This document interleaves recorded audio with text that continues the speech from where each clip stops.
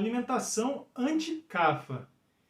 Antes de eu falar para vocês sobre quais alimentos comer e a forma de comer para eliminar o agravamento de CAFA do organismo, quero falar para vocês algumas características do agravamento de CAFA.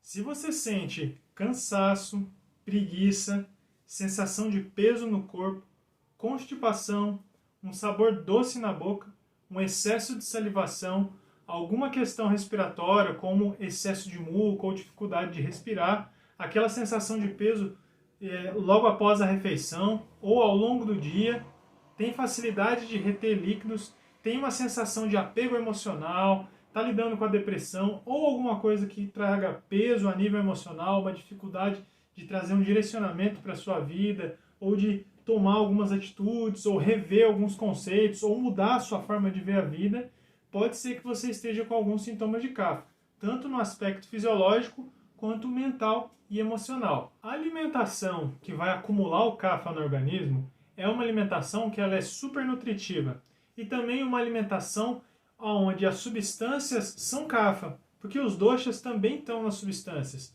nos alimentos, nas plantas, assim como no nosso organismo. As substâncias, ou seja, os doshas, regem tudo que há na natureza. Então, quando a substância ou quando o alimento ele é bem pesado, oleoso, muito nutritivo, doce, salgado, ácido, ele tende a acumular CAFA. Agora, por outro lado, os alimentos que são picantes, amargos e adstringentes, e na prática como é que eles são? Mais secos, mais leves e aquecidos ou quentes por natureza, eles têm uma facilidade de gerar um metabolismo melhor para o CAFA, de equilibrar as condições de CAFA agravada. Agora eu vou dar um exemplo de uma série de alimentos que você pode utilizar para estar tratando o agravamento de CAFA ou para evitar que o CAFA se agrave.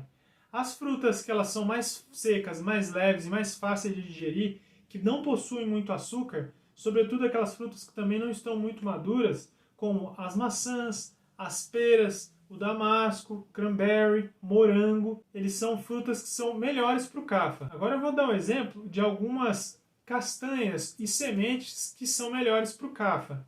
As oleaginosas no geral, como a castanha do Pará, de caju, essas castanhas que elas são bem gordurosas, que comumente a gente extrai óleo vegetal delas para usar na terapêutica para nutrir o corpo, não são ideais para o CAFA.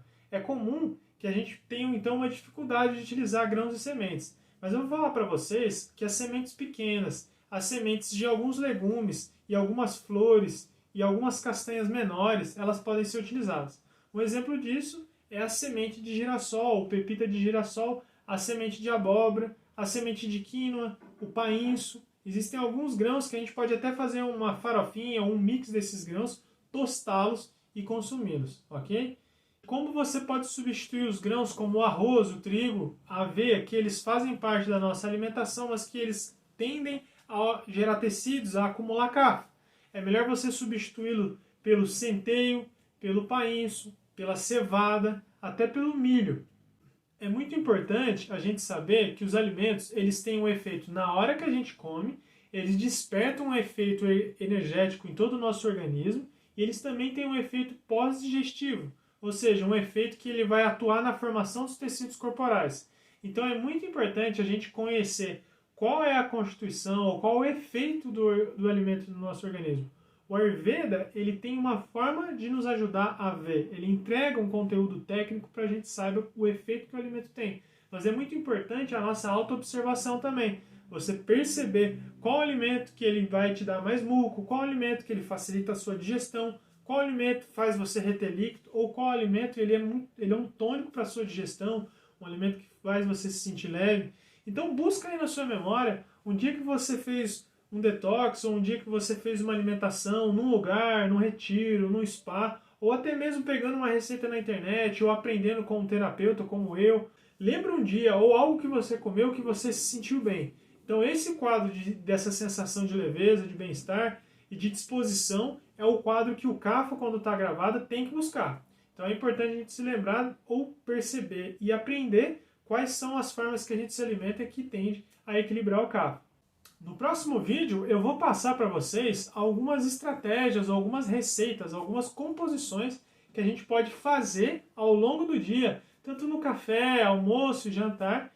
E se é ideal a gente fazer essas 3 refeições ou mais, no caso de um agravamento de cafo, para a gente poder se orientar. Então eu quero passar essas orientações para vocês. Para quem gostou dessas dicas e quer aprender de forma aprofundada a aplicá-las, eu recomendo que vocês venham fazer o workshop em Ayurveda comigo.